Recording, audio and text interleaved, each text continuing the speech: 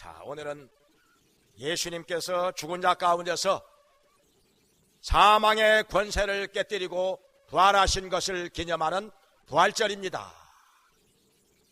예수님은 바로 우리를 위해서 부활하셨습니다. 할렐루야. 전 세계적으로 지금 부활절 지키고 있는데요, 우리나라는 참 안타깝게도 부활절이라고 해서 특별히 쉬는 날이 없습니다. 그냥 주일하고 겹쳐서. 근데 서양은 대부분의 나라가 일주일 동안 쉽니다. 얼마나 좋습니까? 부활절 휴가 일주일 동안 쉬어요. 그리고 일주일 동안 쉬지는 않는다 할지라도 어저께 그저께 금요일날 성금요일이라고 해서 대부분 다 쉽니다. 금요일날은 거의 다 쉬어요. 성금요일이라고 해서 서양뿐만 아니라 홍콩까지도 금요일날은 다 쉽니다. 그래가지고 성금요일에는 모든 것이 다 중단됩니다. 다 중단돼요. 심지어는요 선물시장까지도 중단됩니다. 선물시장도 공휴일날도 다 열리거든요. 주말에도 열리거든요.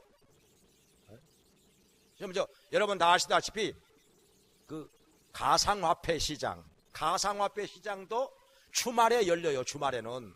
근데 성금요일에만큼은 다 문 닫습니다. 다 문 닫아요. 그 정도로 성금요일을 중요하게 여깁니다. 다 쉽니다. 모든 것 다 문 닫고 쉽니다. 우리나라도 빨리 그런 날이 왔으면 좋겠습니다. 성금요일에는 우리나라도 공일로 지정해가지고 쉬었으면 좋겠습니다. 기독교인이 대통령이 되면은 혹시 그런 일이 있지 않을까 하고 기대를 걸어왔었는데, 묘하게도 우리나라는요, 기독교인이 대통령 되면은 복음과 역행하는 일을 해왔습니다. 복음에 방해가 되는 일을 해왔습니다. 정말 안타까운 일이죠.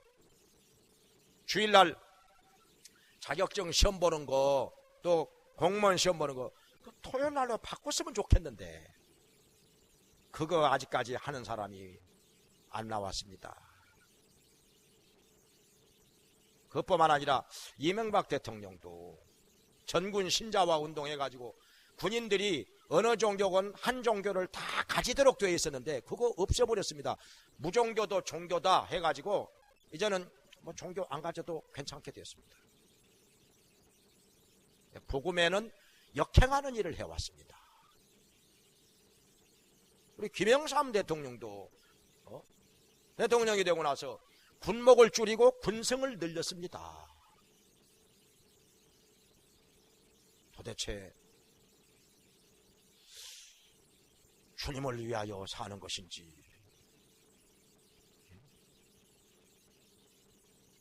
이승만 대통령도 기독교인이라고 하는데 복음에는 역행하는 일을 했습니다. 실망을 많이 줬지요. 우리 목사님들 또 우리 기독교인들 이를 어떻게 생각하고 있는지, 그래도 또 무조건 기독교인이라면 무조건 지지하는지, 그 사람의 신앙을 봐야지요. 인격을 봐야지요. 능력을 봐야지요. 어떤 철학을 가지고 있는지 그런 걸 봐야지요. 그냥 무조건 지지하면 지금까지 어떻게 됐습니까? 복음에 역행하는 일만 했습니다. 복음의 문을 가로막는 일을 했습니다. 정말 안타까운 일인데요. 정말 우리나라 빨리 좀 제대로 된 사람이 나와가지고 정말 금요일날 성금요일은 다 공일로 지정해가지고 쉬었으면 좋겠습니다. 뭐 일주일 동안 부활절 휴가 내주고 그렇게까지는 안 하더라도 제가 전하는 이 메시지가 우리나라 모든 국민들에게 다 들려졌으면 좋겠습니다. 아멘. 네. 자, 그런데 우리가 부활절을 맞이하면서 우리는 무엇을 어떻게 해야 될 것인가? 성경에 보면은 예수님께서 우리 죄를 위하여 죽으셨다가 3일 만에 사망의 권세를 깨뜨리고 부활하셨는데, 부활하신 예수님을 만난 사람들마다 부활하신 예수님을 증거하는 자가 되었습니다. 그것도 자기의 전 생애를 다 바쳐서 부활하신 예수님을 증거하였던 것입니다. 특별히 사도 바울 하면은 부활하신 예수님을 극적으로 만나가지고 예수님을 믿고 부활의 예수님을 일생 동안 증거하는데 모든 것을 다 쏟아 부었던 사람입니다. 둘째 가라면 섭섭하지요. 이 일에 대해서 둘째 가라면 섭섭하죠. 부활하신 예수님을 자기 직장 그만두고, 사실 젊은 나이에 상당히 출세한 사람이고 공부도 누구 못지않게 많이 한 사람이지만은 가문도 좋고, 그런데 다 그만두고 부활하신 예수님을 증거하는데 자기의 전 생애를 바쳤던 사람입니다. 바울이 왜 그렇게 했을까요? 무엇이 바울을 그렇게 만들었을까요? 여기에 대해서 바울이 지금 말로써 자기를 변호하고 있는데 한번 들어보도록 하겠습니다. 어떻게 증거하고 있는지. 첫째로 바울은 자기가 예수님을 만나기 전에 어떤 사람이었는가, 여기에 대해서 말하고 있습니다. 지금 여기 바울은 어떤 자리에 있는 거 아니? 바울이 복음을 전하다가 유대인들에게 붙잡혔습니다. 그리고 고소를 당했습니다. 그래서 자기를 고소한 사람들과 많은 유대인들이 모인 자리에서, 여기는 지금 대제사장들도 있고요, 서기관들, 바리새인들, 장로들 많이 있습니다. 이들 앞에서 지금 바울은 변호를 하고 있는 것입니다. 여기 변명하고 있다고 그랬는데, 변명한다는 말은 뭐 잘못해가지고 뭐 이게 막 핑계대고 이런 걸 생각하기 쉬운데, 그런 뜻이 아니라 지금 자기가 잘못되지 않았다고 하는 것을 여러 사람들 앞에서 증거하고 있는 것입니다. 지금 변증하고 있는 것입니다. 그런데 바울은 자기가 어떤 사람이었느냐, 과거에 첫째는 자기가 유대인이라고 하는 얘기예요. 유대인이었다. 나도 유대인이다. 그래가지고 히브리 말로 지금 말하고 있는 것입니다. 여기에 있는 유대인들이 우리하고 같은 동족이었네? 동족이었어? 히브리 말로 말을 하네? 유대인이라고? 맞기는 맞네?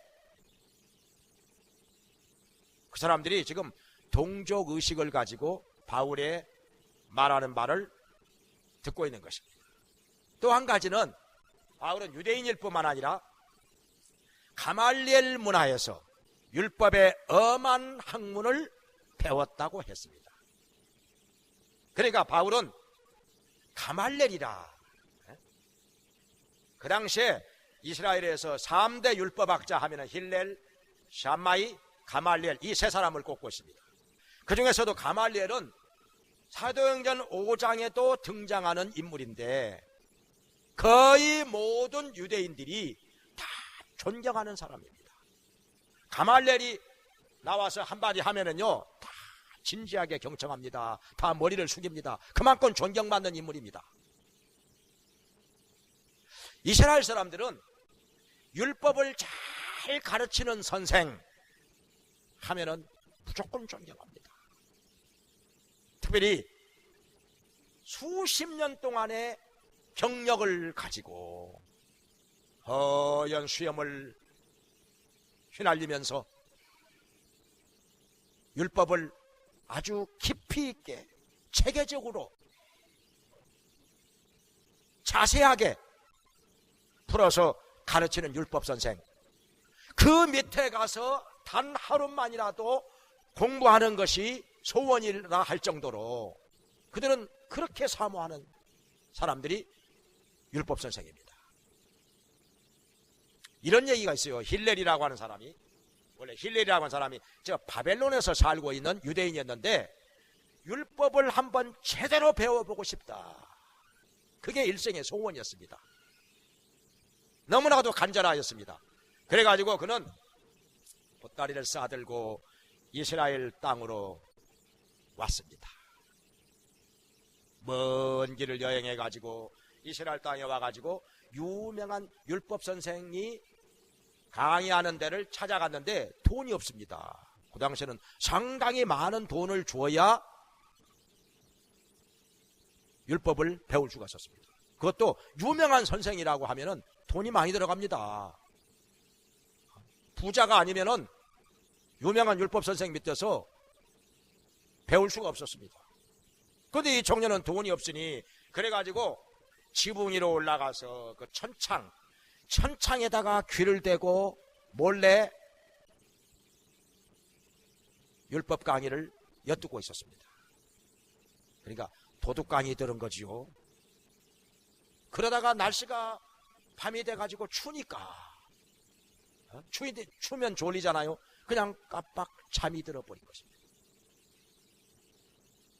그대로 있었으면 죽었을 텐데 보니까 이제 밤이 돼가지고 방에 불을 켜놨는데 밖에 창에 뭐가 시커먼 그림자가 있어요. 저게 뭐냐, 혹시 도둑 아니야? 해가지고 지붕 위로 올라가 봤더니 웬 청년이 거기서 잠들어 있었다. 너 누구냐? 하고 물었더니 자초지종을 얘기합니다. 너무나도 감동을 받아서 너는 돈 안 내고 그냥 공부를 해도 좋다 해가지고 공짜로 공부를 하게 되었는데 그가 바로 이스라엘의 3대 율법학자 중에 하나인 힐렐입니다. 힐렐, 그리고 또 샴마이, 그리고 여기 바울을 가르쳤던 가말리엘. 사도행전 5장에서도 가말리엘이 나타나서 공회의원들 앞에서 한마디 하니까 그냥 여기에 대해서 한 사람도 이의를 제기하는 사람이 없습니다. 그냥 가말리엘이 나와서 한마디 하면은 그냥 그걸로 결론입니다. 그냥 그 누가 감히 아무 말 못합니다. 그 정도로 권위가 있고 그 정도로 대단한 선생, 이 가말리엘 문화에서 바울이 율법 공부했다고 합니다. 그러니까 오늘날에 나 서울대학교 나왔어, 그러면 일단 머리를 숙이고 들어가는 것 같이, 그 당시에는요 가말리엘 밑에서 나 율법 공부했어 그러면요 일단 머리 숙입니다. 이거 아무나 못 가는 데거든요.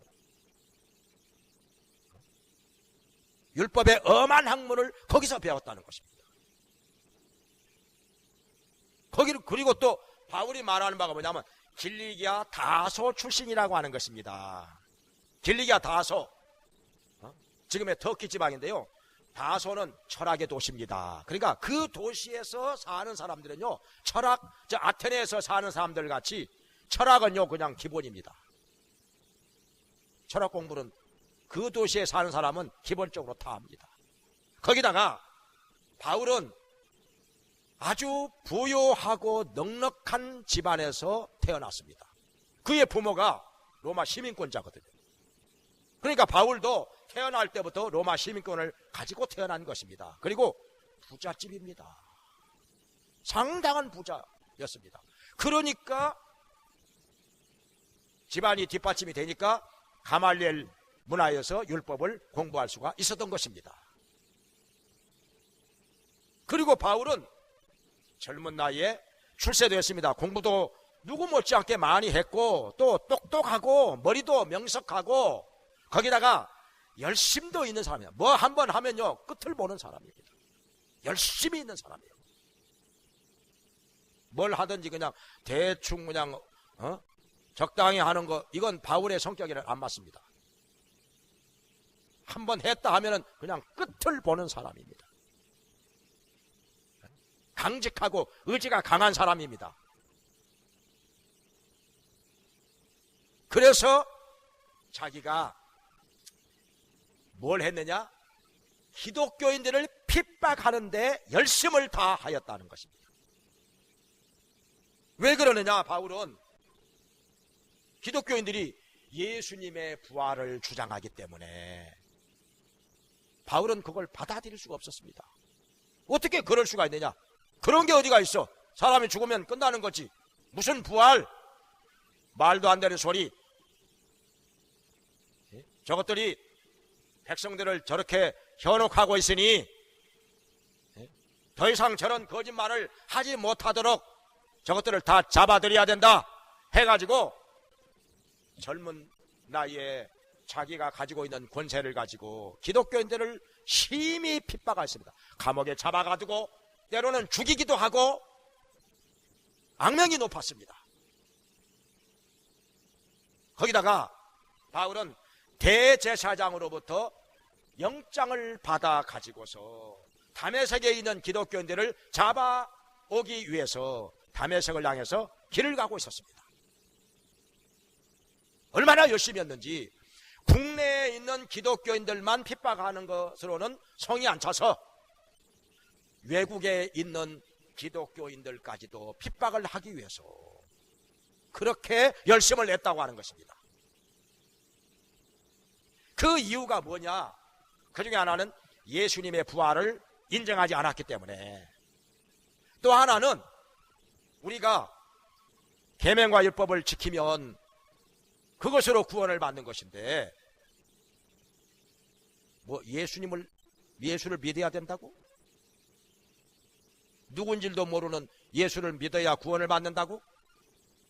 말도 안 되는 소리 그만해라. 너희들은 백성을 현혹하는 자들이다. 백성을 혼란에 빠지게 하는 자들이다. 저것들은 다 없애야 된다. 기독교인들은 다 없애야 돼. 그래가지고 기독교인들을 핍박하는데 열심을 냈던 것입니다. 바울은요, 열심으로 말하면 성격상 대단한 열심이 있는 사람입니다.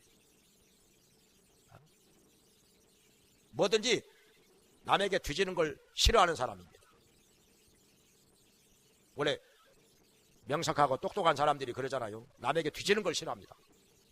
그래서 다메섹, 이웃 나라에 있는 다메섹에 있는 기독교인들까지도 잡으려고 갔던 것입니다. 자, 바울이 이런 사람이라면, 그러니까 이렇게 자기 철학이 확실한 사람은, 그리고 합리적이고 논리적인 체계가 세워져 있는 사람은요, 쉽게 안 변합니다. 성격이 단순한 사람은요, 그냥 조금만 이라도 변할 수 있거든요. 생각이 바꿔질 수 있거든요. 그리고 생각이 얕은 사람은 잘 변합니다. 그런데 이렇게 자기 철학이 있고 논리적이고 합리적인 체계가 있는 사람은요, 쉽게 안 바꿔집니다. 누가 뭐 한마디 한다고 해서, 또 어떤 사건이 있다고 해서 그런 것 때문에 쉽게 변하고 그러질 않습니다. 그래서 바울은 지금 자기에 대해서 내가 예수님을 만나기 전에 이런 사람이었다, 이렇게 살았었다 하면서 얘기를 하고 있는 것입니다. 그 다음에 두 번째로는 바울이 무슨 얘기하는 거 아니? 부활하신 예수님을 만난 것에 대해서 얘기하고 있습니다. 어떻게 만났느냐? 지금 예수 믿는 사람들을 잡아오기 위해서 대제사장이 발부한 영장을 들고 몇몇 사람과 함께 다메섹을 향해서 길을 가고 있는데, 정오쯤 되었을 때 갑자기 하늘에서 환한 빛이, 큰 빛이 비추면서 웬 처음 보는 사람이 나타났던 것입니다. 그러니까 큰 빛이 정오쯤 돼가지고, 그러니까 가장 해가 밝을 때 아닙니까? 정오 때 큰 빛이 비쳤다 하는 것은 얼마나 강렬한 빛이었느냐 하는 것입니다. 날이 어두울 때는요, 조그만 빛만 비춰도 그냥 환히 비춥니다. 비춰집니다.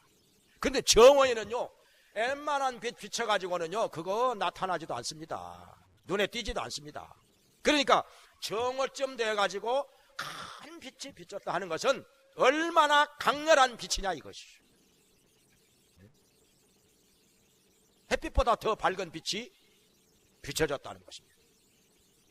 그래서 웬 낯선 사람이 나타나서 말하기를, 사울아, 사울아, 내가 왜 나를 핍박하느냐? 나는 처음 본 사람인데, 나는 저 사람 누구인 줄 알지도 못하는데 내가 핍박하다니? 바울은 의아스럽게 생각했습니다. 그래도 일단 물어봐야 되겠다, 누군지. 그래서 주여, 땅바닥에 엎드려져 가지고 주여 누구십니까? 그러는데 나는 내가 핍박하는 나사렛 예수니라. 깜짝 놀랐습니다. 그렇게도 자기가 싫어하고 미워하던 예수 믿는 사람만 보면 그냥 다 잡아 죽이고 싶었는데, 그리고 잡아들이기도 하고 죽이기도 하고 그랬는데, 여기 뒤에 나오는데 보니까 스데반 집사를 돌로 때려 죽일 때도 거기에 가하다 하고, 그것을 가하다 하고 죽이는 사람들의 옷을 자기가 지켰다는 거예요. 그 자리에 있었다는 거예요, 자기가. 이 정도로 예수님이라고 하면은 미워하고 싫어하고 대적해 왔던 사람인데, 바로 앞에 나타난 환한 빛 가운데 나타난 분이 예수님이라니? 아니, 그렇다면 예수님이 부활했다는 말이 맞는 거 아닌가? 부활하지 않았다면 자기 앞에 나타날 수가 없는 거죠. 죽은 자 가운데서 다시 살아났기 때문에 지금 바울 앞에 나타나서 말씀을 하고 있는 게 아니냐 하는 것입니다. 바울은 엄청난 충격을 받은 것입니다. 예수님이라니, 이분이. 내가 지금까지 예수님을 핍박하고 있었다니. 너무나도 놀라고 어찌할 바를 몰랐습니다. 갑자기 사시나무 떨듯이 부들부들 떨면서, 주여, 그러면 제가 어찌 해야 하겠습니까? 그러니까 예수님 말씀하십니다. 다메섹으로 가서 기다리라. 내가 한 사람을 보낼 것인데 그가 너에게 너의 행할 바를 지시하리라 말씀을 하시는 것이었습니다. 그래가지고 바울은 다메섹으로 가서 갑자기 앞이 안 보이게 돼가지고 갑자기 아무것도 안 보입니다. 그래가지고 다른 사람의 손에 이끌려가지고 다메섹으로 가서 어느 집에 들어가 금식하며 자기의 지난날의 죄를 가슴을 치며 회개하는 것입니다. 내가 왜 몰랐던고? 예수님이 저렇게 부활하신 것이 사실인데 내가 어찌 몰랐을까?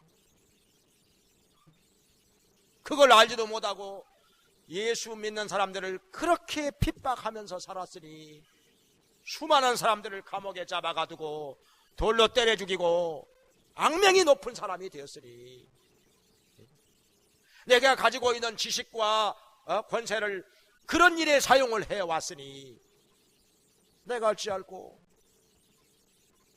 그는 사흘 동안을 먹지도 않고 마시지도 않고 가슴을 치며 회개를 하는 것입니다.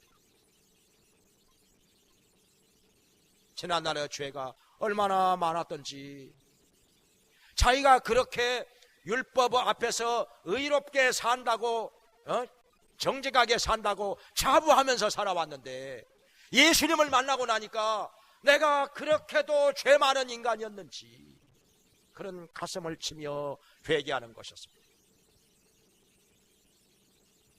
특별히 예수님을 핍박한 죄가 얼마나 크고 무서운 죄인지 그는 몸부림을 치면서 회개합니다. 그러다가 사흘 후에 예수님께서 보내신 아나니아라고 하는 제자가 바울에게 나타나서 바울아 나를 보라 하니까 갑자기 눈에서 비늘 같은 것이 떨어지면서 모든 것이 다시 보이기 시작합니다. 보게 되었습니다. 그리고 그가 안수하면서 성령으로 충만함을 받으라. 그리고 침례를 받고 그러고 나서 그는 바로 다메섹에 있는 여러 회당에 다니면서 유대인들에게 예수가 그리스도인 것을 그리고 예수님이 부활하신 것을 증거하기 시작했다 하는 것입니다. 그래서 여기서 볼 때 바울은 자기가 부활하신 예수님을 어떻게 만나게 되었는가 구체적으로 자세하게 얘기를 합니다. 그래야 신뢰감이 생기니까요. 아무리 자기가 경험한 사실을 할지라도 그것을 두리뭉실하게 그냥 대강 애매한 말로 얘기하면 누가 믿겠습니까? 더군다나 지금 여기 있는 사람들이 어떤 사람들입니까? 지금 바울이 예수님을 증거한다고 해서 바울을 아예 죽이려고 이를 갈고 있는 사람들입니다. 저놈은 죽여야 한다, 저놈 죽여야 한다, 지금 그러고 있는데 이 사람들이 웬만큼 얘기해가지고 바울이 하는 말을 믿겠습니까? 그러니까 바울은 아주 구체적으로 명확하게 낱낱이 예수님 만난 사실을 얘기하고 있는 것입니다. 어떤 장소에서 어느 길을 가다가 또 그때가 어느 때인가 예수님께서 어떤 모습으로 나타나셨는지 무슨 말씀을 하셨는지 그 앞에서 자기는 또 어떻게 하였는지 다 얘기합니다. 정확하게 얘기합니다. 구체적으로 얘기합니다. 그래서 우리가요 어떤 체험을 했든지 간에 간증은 구체적이고 정확해야 합니다. 육하 원칙에 입각해서 언제 어디서 어떻게 그런 체험을 하게 되었는지 정확하게 얘기하죠. 그래야 신뢰감이 가는 거 아니겠습니까? 그렇게 해도 사실은요 이 가운데 안 믿는 사람 있습니다. 지금 믿는 사람도 있지만은 아무리 그래도 뭐 지어낸 말이겠지 뭐 내가 어떻게 믿어? 내가 안 봤는데 어떻게 믿어? 저 사람이 거짓말로 저렇게 말할 수 있는 거지 뭐. 내가 직접 보기 전에는 난 못 믿어. 그런 사람들이 왜 없겠느냐고요. 그런데요 사실은 부활하신 예수님을 만난 사람만이 예수님을 이렇게 확실하게 힘있게 증거할 수가 있는 것입니다. 남의 말 듣고 전하는 것하고요 내가 체험해가지고 전하는 것하고 같겠습니까? 네, 바울은 지금요 여기서 예수님의 환상을 본 게 아닙니다. 진짜 부활하신 예수님을 만난 것입니다. 고린도전서 15장 8절 이하에 보면은요 바울이 고린도 교회 성도들에게 증거하고 있습니다. 예수님께서 부활하신 후에 베드로에게도 나타났고 11 제자에게도 나타났고 야고보에게도 나타났고 500여 제자들에게도 일시에 나타났고 그리고 맨 나중에 만삭되어 나지 못한 자와 같은 나에게도 나타났느니라 그렇게 말하고 있습니다. 만삭되어 나지 못한 그러니까 7푼이 8푼이 같은 나한테도 예수님이 나타나셨다. 바울이 똑똑한 사람인데 공부도 많이 한 사람인데 자기를 7푼이 8푼이라고 말하고 있습니다. 왜냐하면은 아무리 이것저것 많이 공부하고 많이 안다 할지라도 박사학위를 몇 개 받았어도 예수님 모르면 그건 무식한 겁니다. 하나님을 모르면 그건 무식한 거예요. 박사학위 몇 개 가졌어도 이 천지 만물을 창조하시고 주관하시는 하나님을 모르고 살다니 그건 무식한 거예요. 더군다나 우리의 영혼을 죄와 사망에서 구원해 주시고 영원한 천국으로 인도해 주시는 예수님을 모르고 산다면 아무리 세상 것 다 통달하고 박식한 사람이라 할지라도 그건 무식한 사람입니다. 잠언에 말씀하시기를 여호와를 경외하는 것이 지혜의 근본이고 거룩하신 자를 아는 것이 지식의 근본이라고 했습니다. 하나님 모르면, 그리고 하나님께서 우리에게 구세주로 보내신 예수님을 모르면, 예수님이 우리 죄를 위하여 죽으셨다가 부활하신 것을 알지 못하고 산다면 그건 무식한 거지요. 어리석은 것이죠. 그래서 바울은 자기를 예수님이 부활하셨는데도 그것도 모르고 살았으니 내가 7푼이 8푼이 아닌가. 그래서 맨 나중에 만삭되어 나지 못한 자와 같은 나에게도 부활하신 예수님이 나타나셨다고 했습니다. 환상을 본 게 아닙니다. 꿈에 본 게 아닙니다. 부활하신 예수님이 직접 나타나신 것입니다. 그리고 그래서 자기가 사도가 되어가지고 부활하신 예수님을 증거하는데 자기의 일생을 다 쏟아 부었다는 것입니다. 바울은 이렇게 구체적으로 부활하신 예수님을 만난 사실에 대해서 얘기하고 있습니다. 우리도요, 진정한 크리스찬이 되려면 부활하신 예수님 만나야 됩니다. 어떻습니까? 여러분, 부활하신 예수님 만나셨습니까? 한 번이라도 만나셨습니까? 진정 만나셨습니까? 그냥 교회에 왔다 갔다만 하는 것 가지고 그리스도인이라고 할 수가 없습니다. 성경에 보면은 그리스도의 영이 없으면 그리스도의 사람이 아니라 로마서 8장 9절에 말씀하셨는데, 우리 안에 하나님의 영이, 그리스도의 영이 없다면 그 진정한 그리스도인은 아니라는 거예요. 아직 뭘 모른다는 거예요. 영적인 세계 모른다는 거예요. 더군다나 부활하신 예수님을 만난 적이 없다면 아직 거듭난 신자는 아닙니다.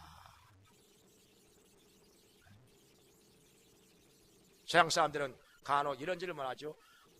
Are you Christian? Yes. 그러면 Are you real Christian? Yes 하면은 Are you born again Christian? 너 거듭난 신자냐? 이런 질문하는 것을 주저하지 않습니다. 또 이런 질문 받고서 기분 나빠하지도 않습니다. 왜 이게 기분 나쁜 일입니까 이게? 네? 당신 진정한 진짜 그리스도인이냐? 거듭난 신자냐? 이렇게 물어보는데, 그거 가지고 기분 나빠하는 사람은 거듭난 사람 아닐 것입니다. 정말 거듭난 사람, 정말 구원받은 사람이라면은 당신 구원받았소? 거듭났소? 질문하면요, 그게 반갑습니다. 이런 질문 하는 사람이라면은 구원받은 사람 아니겠습니까? 자기도 거듭난 사람이기 때문에 그렇게 물어보는 거 아니겠습니까? 반갑지요. 그리스도 안에서 거듭난 형제 자매를 만나면 반갑지요. 왜 기분 나쁩니까? 그 기분 나쁜 사람은요, 아직 구원받지 못했을 가능성이 아주 많습니다. 고민해야 됩니다. 이거 자기의 영혼을 놓고 고민해 봐야 됩니다. 다른 거 신경 쓸 때가 아닙니다. 지금요. 자, 세 번째로 바울은 무슨 얘기하고 있습니까? 자기가 예수님 만난 이후에 어떻게 변화되었고 어떻게 살았는지 여기에 대해서 이야기하고 있습니다. 한마디로 말해서 바울은요, 부활하신 예수님 만난 후에 바로 다메섹에 있는 여러 회당을 다니면서 거기에 모인 유대인들에게 예수가 그리스도인 것을 증거했다는 것입니다. 예수님께서 죽은 자 가운데서 부활하신 것을 증거했다는 것입니다. 그냥 자기가 체험한 것만 가지고 증거한 것이 아니라 사실은 성경에 이미 예수님의 부활에 대해서 예언을 하고 있거든요. 예수님께서 이 땅에 오시기 전에 이미 1000년 전부터 다윗의 입을 통해서 예수님의 부활을 미리 말씀하고 있는 것입니다. 이게 우연히 된 일이 아닙니다. 갑자기 된 일이 아닙니다. 이미 예수님 오시기 1000년 전부터 예수님께서 이 땅에 다윗의 자손으로 오셔가지고 다시 살아난다, 부활한다고 미리 말씀하고 있는 것입니다. 물론 예수님 자신도 내가 예루살렘에 가면은 사람들에게 잡혀가지고 능욕을 당하고 십자가에 죽을 것이고 3일 만에 다시 살아나리라 말씀을 하셨고, 그 말씀대로 이루어진 것입니다. 우연한 사건이 아니라 이미 성경에 미리 말씀하신 대로 그대로 이루어진 것입니다. 바울이 이걸 증거했다고 하는 것입니다. 성경을 가지고, 그리고 자기가 체험한 바를 가지고 예수님의 부활을 증거하고 다녔다는 것입니다. 근데 바울이 그렇게 예수님의 부활을 증거하고 예수님이 우리의 구원자이신 것을 증거하고 다니니까 유대인들이요, 바울을 얼마나 핍박하는지 바울을 죽이려고 한다는 거예요. 바울을 죽이려고 했습니다. 바울을 죽이려고 했습니다. 근데요, 지금 바울이 말한 이런 여러 가지 내용들을 누가 잘 알고 있느냐, 누가 증인이냐? 지금 여기서 바울을 고소하고 있는 대제사장들 여기 있잖아요. 지금요, 바로 이 자리에 있는 눈을 부릅뜨고 바울을 노려보고 있는 대제사장들이요, 증인입니다. 이 사람들이 바울에게 뭘 했습니까? 기독교인들 잡아오라고 영장 발부해 준 사람입니다. 공문을 해서 만들어준 사람들입니다. 이 자리에서 딴소리 하겠습니까? 자기들이 증인인데 기독교인들, 바울더러 기독교인들 잡아오라고 공문을 만들어준 사람들이 바로 여기 있는 대제사장입니다. 서로 아는 사이입니다. 모르는 사람들이 아닙니다. 그러니까 바울이 쉽게 변화될 수 없는 사람, 그러니까 이렇게 철학이 확실하고 논리적이고 합리적이고 사상적인 체계가 분명하게 서 있는 사람은요, 쉽게 안 변하거든요. 누가 말 몇 마디 한다고 변하고 그러질 않아요. 웬만한 일 가지고 변하질 않습니다. 자기 주관이 그만큼 뚜렷하기 때문에. 그런데 이런 바울이 이렇게 변했다. 자기가 그렇게 핍박하고 미워하던 예수 그리스도를 지금은 전하는 사람이 되었으니, 그것도 핍박 가운데서. 누가요, 예수님 증거할 때 돈 주고 누가 대접해 주고 그래가지고 예수님 증거하는 거, 그건 누구나 할 수 있어요. 그건 누구나 할 수 있죠. 그건 돈 주기 때문에 하는 거, 대접하기 때문에 하는 거, 그건 사명감 없어도 할 수 있습니다. 그건 신앙 없어도 할 수 있습니다. 그건. 그러니까 교회에서 어떤 사역을 해도요, 돈 주기 때문에 하는 거, 그건 믿음 없어도 할 수 있다니까요. 사명감 없어도 할 수 있다니까요. 근데요, 누가 대접하는 자도 없고 칭찬하는 자도 없고 오히려 핍박만 가해 오는데, 그래도 예수님 증거하는 사람은요, 사명감 아니면 이건 할 수가 없습니다. 근데 그 사명감을 여기 바울이 말하기를, 바울이 여기 본문 뒤에 여기 18절, 19절, 20절, 21절에서 말하기를 그 사명감을 하나님께서 자기에게 주셨다는 것입니다. 여기 21절에서 예수님께서 바울에게 말씀하시기를 이방인에게로 가서 예수님 증거해라, 분명히 말씀하셨다는 것입니다. 바울이 이렇게 지금 수십 년 동안 자기 직장도 그만두고 젊은 날에 그 얻은 권세도 그만두고 사실 로마 시민권자고 공부도 많이 했고 가문도 좋고, 그런데 그거 다 헌싹처럼 내버리고 오로지 예수님의 부활을 증거하는 데만 전생애를 다 쏟아부었다 하는 것은 하나님께서 바울에게 그렇게 말씀하셨기 때문에, 사명을 주셨기 때문에, 그리고 자기가 부활하신 예수님을 직접 만나고 체험했기 때문에, 그리고 예수님으로 말미암아 구원을 받았기 때문에 그렇게 한다는 것입니다. 여기에 대해서 누가 뭐라고 딴소리 하겠습니까? 근데요, 여기서 지금 바울이 말하기를 하나님께서 자기를 향해서 말씀하시기를 이방인들에게로 가서, 유대인들이 안 받아들이니까, 유대인들이 마음이 강팍하니까 유대인들은 버려두고 이방인에게로 가서 복음을 전해라 말씀하셨다는 것입니다. 그 얘기하니까 여기 있는 유대인들이 성질이 난 거예요. 그냥 화가 나가지고 막 소리를 지르고 지금 욕을 하고 그냥 저놈 죽여라, 저놈 죽여, 바울 저놈 죽여야 된다 하고 난리가 난 것입니다. 지금요. 갑자기 그냥 소란스러워진 것입니다. 지금. 유대인들이 자존심이 심히 상한 것이죠. 왜냐하면요, 그 당시에 유대인들은요, 이방인들을 심히 멸시하고 천대했습니다. 이방인들? 저것들이 뭘 알아? 하나님도 모르는 것들, 저거 영혼도 없는 것들 아니요?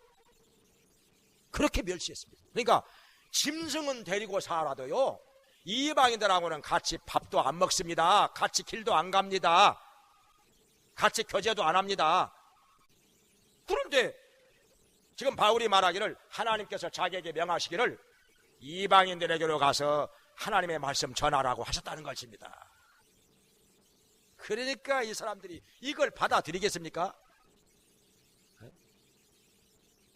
자기들이 그렇게 멸시하고 천대하고 짐승만 또 못하게 여기는 이방인들에게로 가서 하나님의 말씀 전하라고 하나님이 그렇게 말씀하셨다는 거예요.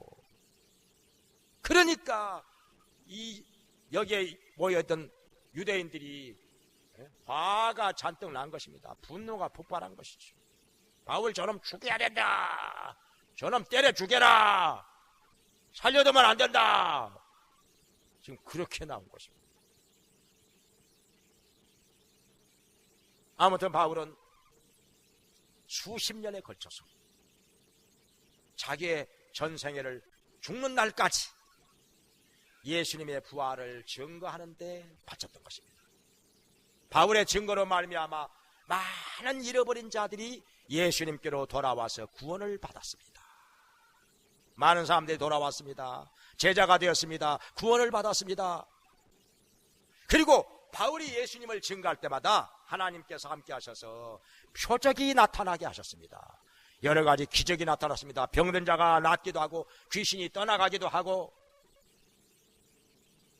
여러 가지 놀라운 기적들이 많이 나타났습니다.